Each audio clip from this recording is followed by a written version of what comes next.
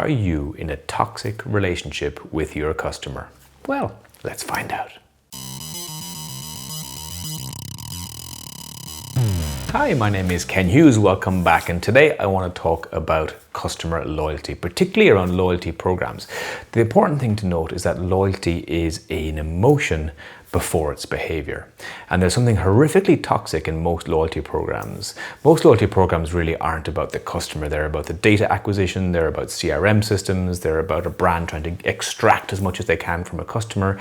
They're not really loyalty, because loyalty is an emotive space. It's a psychological space. And so I thought I'd spend some time today unpacking the psychology of loyalty and how loyalty works. Because I think actually most loyalty programs are entrapment. It's like buy 9 cups of coffee, get a 10th coffee free.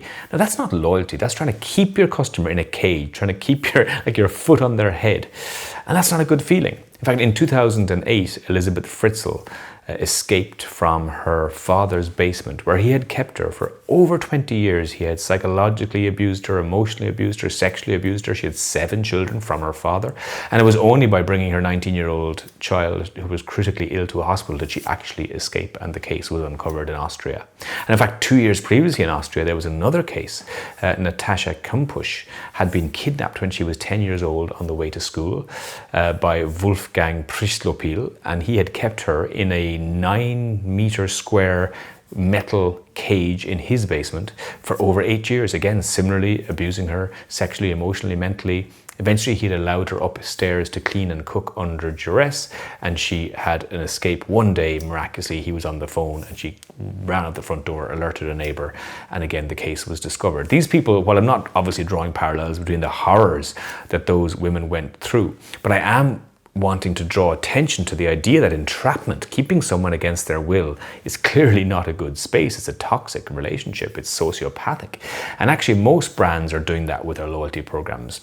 They're asking customers to join a loyalty program, not because they want to have a relationship and have a safety space for a customer. They want you on the loyalty scheme because they want your data, they want to lock you in, they want to entrap you. You know, it's the equivalent of dating terms of, does this hanky smell like chloroform to you? You know, and even the words we use, like customer retention, acquisition, they're all quite aggressive words. And so I thought it'd be worthwhile unpacking the psychology of loyalty. Like in a human relationship, what is loyalty? And there's 3 things you need to make loyalty work in a human relationship, and they're trust, their consistency, and its belonging. So that's the first one, trust. So trust is built over time. And trust is built in small moments. And again, it's a psychological space. Oxytocin, which is the bonding hormone, is released in all those moments of trust. And so in human relationship, we trust people slowly. And every time that they behave in the way that we expect them to behave, we think, okay, good. And the layers of trust are laid down bit by bit by bit. And it's no different for brands. Because with brands, you have to have reliability of service. And I mean, take Amazon as a good example. When I buy from Amazon, I know the price is going to be probably cheaper than anywhere else, are certainly fair. I know it's going to be delivered on time. I know if there's a returns, it's going to be seamless and frictionless. And it's going to have great choice. So all those things become trustworthy. I trust this system. And so it's really important. And even as brands then, we trust brands in terms of their meaning and purpose. We trust Patagonia are trying to make the world a better place. We trust that Ben & Jerry's are going to stay loyal to their social core. And so all those things are helping us as a brand attach ourselves with a customer and brand relationship. So those spaces of trust is very important for you to think about as a brand. And that's really the foundation. And you could argue maybe it's even a hygiene factor. It's a ticket to play today because, you know, we expect brands to do what we expect them to do. And so the second one then is consistency. And the consistency part is interesting because, again, in a human relationship, we expect our romantic partners, our friends, our family to be consistent in their love, in their security, safety to us.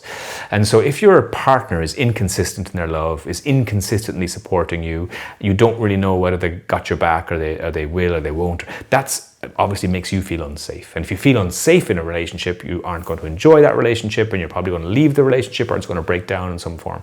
And so the same thing is true of branding. We've got to be able to not only trust that the brand will do what we do, but there's something that neuroscientists call expectation confirmation. And so you expect the brand to behave in a certain way, and every time it does that, it confirms that yes, this is a brand that you feel safe with, and therefore you rebuy the brand.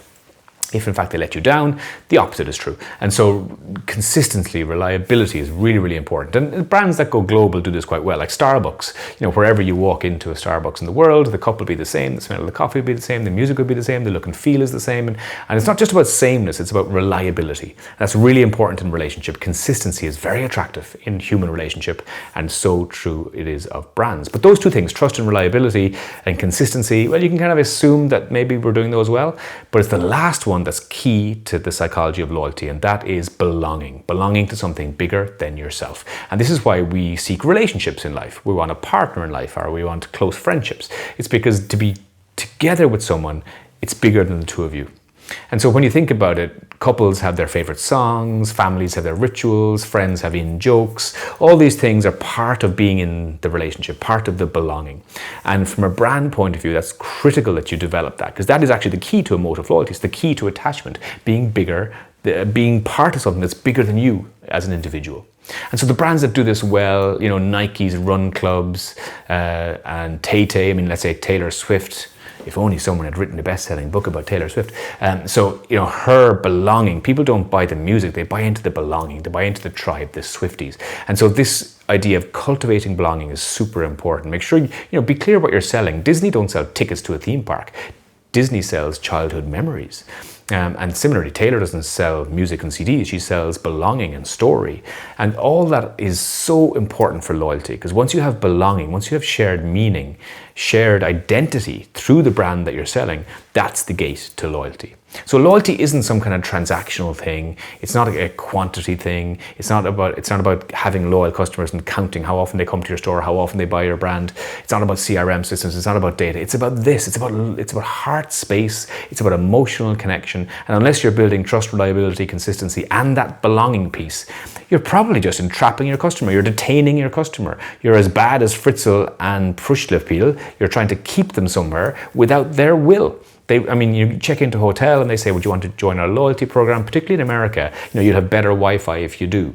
So they're kind of trying to attract you in. It's the hanky with the chloroform, because they want your data, as opposed to, can we build a relationship with you over life? Can we be there for you? Can we support you? Can we make you feel safe? Can we be part of your journey in life? Can we have shared identity with you, meaning, purpose? They are all the things that truly matter in forming loyalty and bonds of attachment. The opposite is true, of course. If you make people feel unsafe, if you're unreliable, then we get the cortisol, stress hormone, and that pushes people away. True in human relationship as it is in branding. So make sure you embed trust, reliability, consistency, and most importantly, belonging in your brand communications. And that is how you build customer loyalty. Until next time, I'm Ken Hughes.